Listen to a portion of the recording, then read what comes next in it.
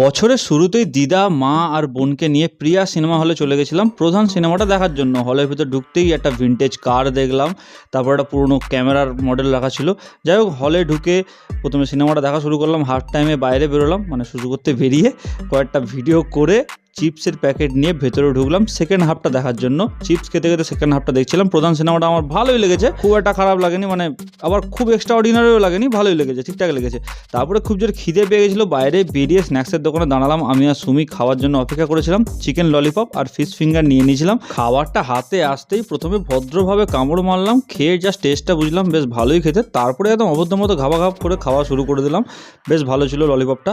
তারপরে ফিশ ফিঙ্গারটা নর্মালভাবে না খেয়ে প্রথমে অপারেশন করে পেটের ভিতরে কী কী আছে জিনিসপত্রগুলো দেখলাম। মাছের ফিলেটা ঠিকঠাকই ছিল আর খেতেও মোটামুটি এভারেজই ছিল, খুব একটা খারাপ লাগেনি। যাই হোক, আমরা খেতে থাকি, তোমরা ভিডিওটা লাইক দিয়ে চ্যানেলটা সাবস্ক্রাইব করে দাও। Till then, tata, bye by.